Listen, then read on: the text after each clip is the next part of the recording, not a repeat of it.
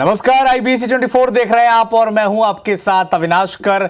10 बजे रात पूरे दिन की बात में आप सभी का स्वागत है। भोपाल में मोहन कैबिनेट की बैठक हुई और मध्य प्रदेश में अब चिकित्सा शिक्षा विभाग और स्वास्थ्य विभाग को मर्ज कर दिया गया है। मोहन कैबिनेट की इस बैठक में यह महत्वपूर्ण फैसला लिया गया। अब दोनों विभागों की जिम्मेदारी एक ही मंत्री के पास रहेगी। इसके अलावा कई अहम फैसले लिए गए। माल और सेवा कर संशोधन अध्यादेश 2024 पर मुहर लग गई।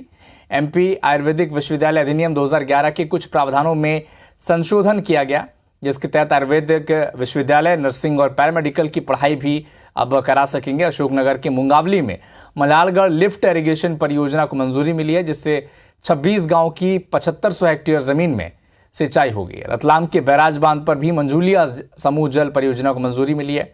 यहाँ 204 करोड़ रुपए की लागत से 1000 से ज्यादा आदिवासी गांव को पीने का पानी मिल सकेगा। सरकार ने जल प्रदूषण निवारण अधिनियम 1974 में भी संशोधन को मंजूरी दे दी है।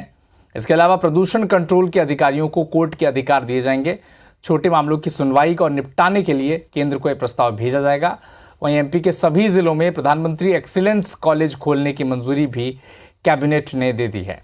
जनजातीय विभाग के अंतर्गत आने वाले अशासकीय शिक्षक कर्मचारियों को छठे वेतनमान का लाभ भी दिया जाएगा। इस पर भी अहम फैसला इस बैठक में लिया गया। चिकित्सा शिक्षा विभाग और लोक स्वास्थ्य एवं परिवार कल्याण विभाग अलग अलग थे। आज दोनों ही विभागों को एक कर दिया गया, जिससे कि इफिशियंसी बढ़े। हर जिले में एक प्रधानमंत्री जी के जो नई शिक्षा नीति हमारी हुई है अभी, उसके अंतर्गत किसी एक महाविद्यालय में क्या क्या कमियां हैं, उस कमियों को दूर करके जो कॉलेज पहले से ही हैं उन्हें ही स्ट्रेंथनिंग किया जाएगा। लोकसभा चुनाव में जीतने योग्य प्रत्याशियों को लेकर प्रदेश प्रभारी ओम माथुर ने छत्तीसगढ़ के रायपुर में कोर ग्रुप के सदस्यों, संभाग प्रभारियों और वरिष्ठ नेताओं से 1-to-1 चर्चा की। इस दौरान CM Sai, deputy CM Arun Sao, Vijay Sharma, Ramvichar Netam, Kedar Kashyap, Shyam Bihari Jaiswal, cluster समिति के सदस्य और वरिष्ठ नेता मौजूद रहे। और अब बुधवार को क्लस्टर के प्रभारी और सदस्यों की महत्वपूर्ण बैठक रखी गई। डिप्टी CM विजय शर्मा ने कहा कि बीजेपी लोकसभा चुनाव जीतने की सघन रणनीति बना रही है। सघन रणनीति भाजपा की आने वाले लोकसभा चुनाव के संदर्भ में क्या छत्तीसगढ़ में लोकसभा चुनाव में प्रदेश में धर्मांतरण एक अहम मुद्दा होने जा रहा है? यह सवाल तेलंगाना विधायक T राजा के एक बयान से उठ रहा है। उन्होंने प्रदेश में बड़े पैमाने पर हुए धर्मांतरण के लिए पिछली कांग्रेस की सरकार को जिम्मेदार बताया है और मौजूदा सरकार को धर्मांतरण रोकने का एक फॉर्मूला भी सुझाया है।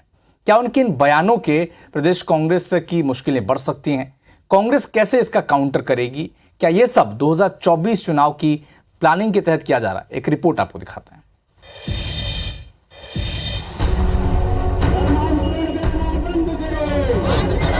धर्मांतरण का जो कार्य है वो इतनी तेजी से चल रहा है कि गांव के गांव कन्वर्ट होते जा रहे हैं। अब छत्तीसगढ़ में कन्वर्जन नहीं चलेगा, क्योंकि अब यहाँ के हाल बदल चुके हैं और सब खुशहाल हो चुके हैं। राम राज्य भारत में आ चुका है। इन बयानों को सुनकर आने वाले दिनों में छत्तीसगढ़ में धर्मांतरण पर रण तय दिखता है।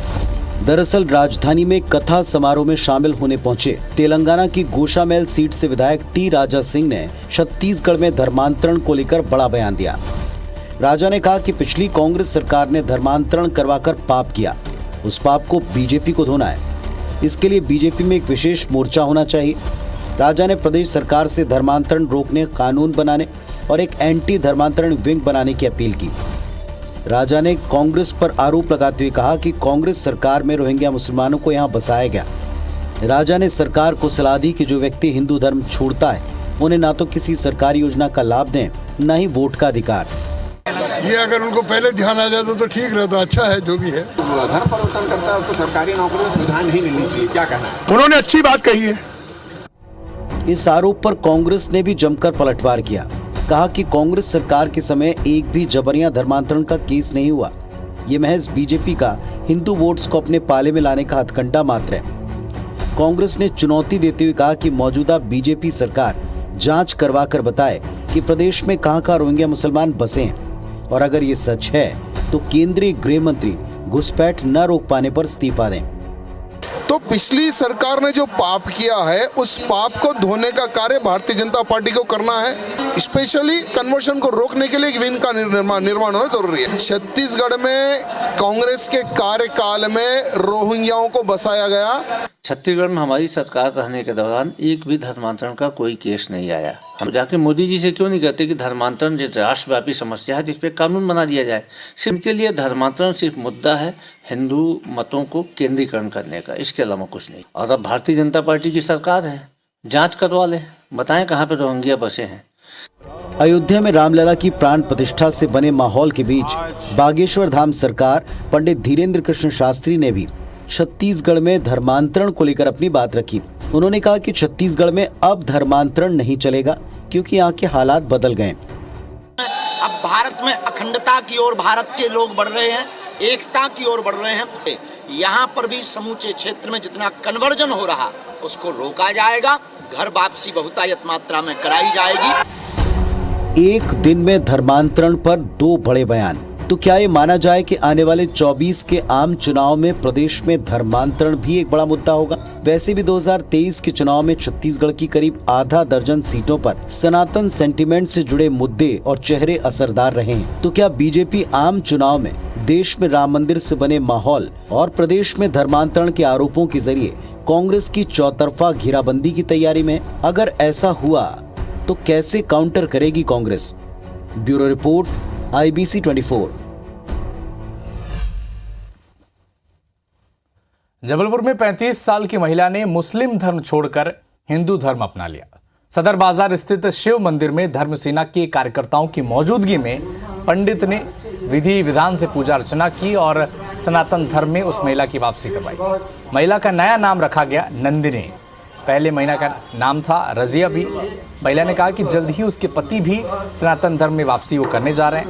सनातन में वापसी के बाद महिला ने बताया कि उसकी बचपन से ही सनातन धर्म के प्रति लगाव रहा है और इस बात को उसके पति ने समझा है और वापसी के लिए महिला की मदद की सनातन धर्म में। महिला ने यह भी बताया कि सनातन धर्म में महिलाओं और बेटियों को जो सम्मान मिलता है वो किसी दूसरे धर्म में नहीं मिलता। तलाक की प्रथा है जो तरह तरह के हर तरीके से इस्लाम सही नहीं है, इसलिए सनातन धर्म में आए हैं। सनातन धर्म में अपने घर में वापसी करें हैं हमें सबसे अच्छा लगता है। यही संदेश देंगे कि हमारे प्रभु श्री राम विराजे हैं तो अब हमें भी अपने घर की वापसी चाहिए। जितनी भी मुस्लिम महिलाएं हैं, जितने भी मुस्लिम भाई हैं, हमारा सबसे यही कहना है कि अपने घर में वापसी। सनातन धर्म में नारी को नारायण के जैसे पूजा जाता है। आज नंदिनी का पूर्ण नाम रजिया स्वागत करता हूं। हम सभी स्वागत करते हैं सनातन धर्म में वापसी का। दुनिया का सर्वश्रेष्ठ धर्म कोई है तो सनातन धर्म ही है, जिसमें महिलाओं को बराबर का सम्मान और पूरा आदर किया जाता है, जहां नारियों को देवी के रूप में पूजा जाता है। और आज नंदिनी ने भी स्वीकार करी इस बात को कि सिर्फ सनातन ही है ऐसा कि जहां स्त्रियों को बराबरी का अधिकार है। इसी बीच आपको रायपुर से एक बड़ी खबर बता दें। राजभवन की सरकारी कार में आग लग गई। दमकल की टीम वहां पर आग बुझाने के लिए पहुंची हुई है।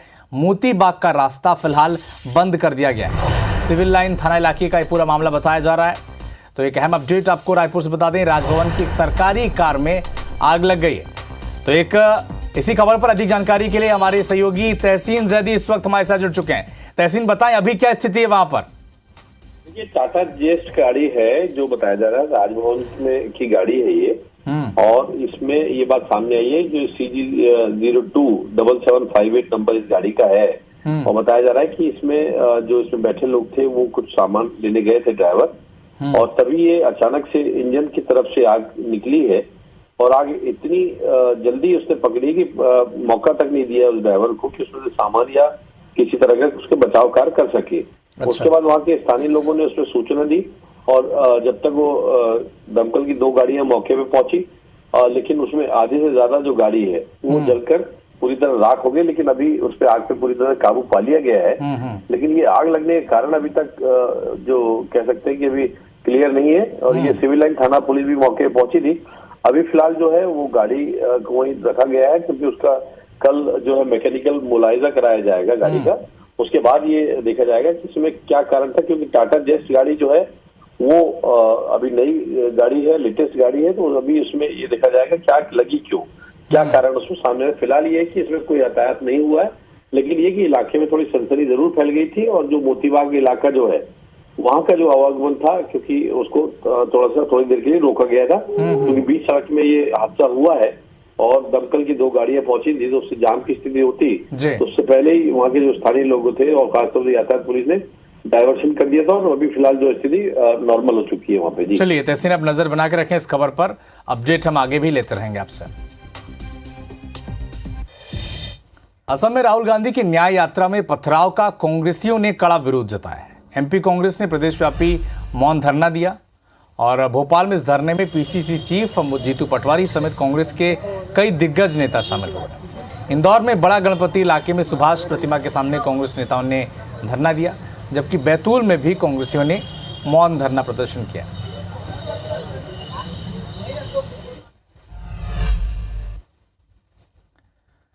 राहुल गांधी की भारत जोड़ो न्याय यात्रा पर असम में पथराव और मंदिर में दर्शन करने की इजाजत नहीं देने के मामले में एमपी कांग्रेस ने आज प्रदेश भर में मौन धरना दिया। जीतू पटवारी, दिग्विजय सिंह, उमंग सिंघार समेत तमाम जो दिग्गज नेता थे ये इस मौन धरने में शामिल रहे। और इस धरने के बाद दिग्विजय सिंह ने कहा कि ये कैसा राम राज्य है। एक और राम मंदिर को लेकर कहा जाता है कि जो जहां पर रहे वही मंदिर में पूजा करे, और दूसरी तरफ राहुल गांधी को मंदिर में पूजा करने से रोक दिया जाता है। राम राज की बात करते हैं, ये यही राम राज है। हम अकेले मंदिर में जाएंगे और किसी को नहीं जाने देंगे।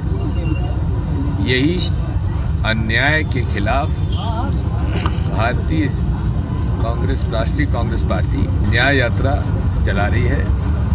अन्याय के खिलाफ, न्याय के पक्ष में। भारतीय जनता पार्टी तो इस देश के मूल मूल्यों की हत्या करना चाहती है, आने वाले समय में लोकतंत्र की हत्या करना चाहती है। सुभाष चंद्र बोस की आज जयंती है और अगर ऐसा हुआ तो मैं कांग्रेस के सब कार्यकर्ताओं को कहना चाहूंगा कि अब गांधी की जगह सुभाष चंद्र बोस बनना पड़ेगा।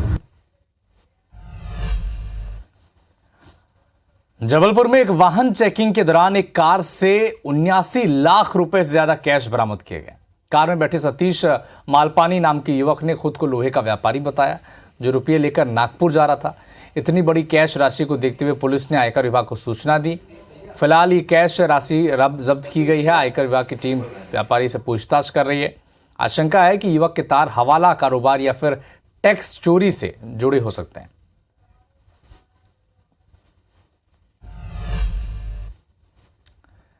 इधर सरगुजा में प्रशासन की नाक के नीचे अवैध शराब का गोरख धंधा चल रहा था। दरअसल अंबिकापुर शहर से लगी वन विभाग की नर्सरी के ठीक पीछे अवैध शराब की भट्टी चल रही थी। इसका खुलासा भी चोरी के केस से हुआ। यहां के सकालो गांव में चोरी की घटनाओं से लोग परेशान थे। मंगलवार को एक युवक को लोगों ने चोरी करते पकड़ा। पूछताछ में पता चला कि वन विभाग की नर्सरी के देखरेख के लिए नियुक्त कर्मचारी इस चोरी में शामिल है। सामान का चोरी हो रहा था, उसके आधार पर मलई हलदार को हम लोग पकड़े और उनके द्वारा पूछताछ किया गया तो हमको यहाँ फॉरेस्ट गेस्ट हाउस में लेके आए और यहाँ कमल को बताया कि ये कमल के साथ मिलके हम लोग चोरी की वारदात करते हैं। उसके बाद और भी सामान खोजते खोजते हमको ये दिखा कि यहाँ पर अवैध शराब बनाने का धंधा चल रहा है। शराब की मात्रा यहाँ पर मिली है तो आगे आप जांच कर रहे हैं, कार्रवाई की जाएगी। फॉरेस्ट विभाग के पीछे में है। अच्छा, पता चला कि दारू वारू भी बना रहे हैं। तो यहाँ जो रहता था कमल करके, ये है रेस्ट हाउस, लेकिन जर्जर हो गया है तो कोई इसमें रुकता नहीं है। जो भी संबंध लोग हैं उसके ऊपर तुरंत मतलब कार्रवाई करने के लिए रेंजर को बताया गया है और इसका वो जांच चलेगा। मतलब शामिल है उसको मैं नहीं छोड़ूंगा, इसके ऊपर कठिन से कठिन कार्रवाई और एक उदाहरण बनाऊंगा।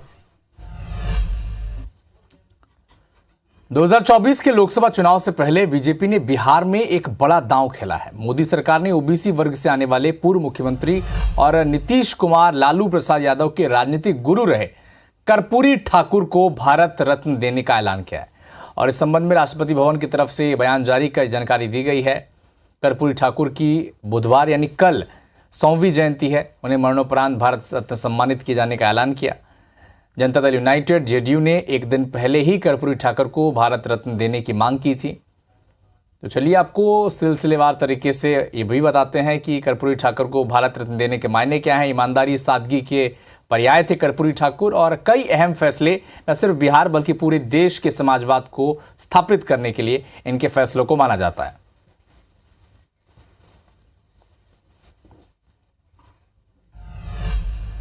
तो फिलहाल इस बुलेटिन में इतना ही, लेकिन देश और दुनिया के साथ मध्य प्रदेश और छत्तीसगढ़ के तमाम अपडेट के लिए आप जुड़े रहिए हमारे साथ। नमस्कार।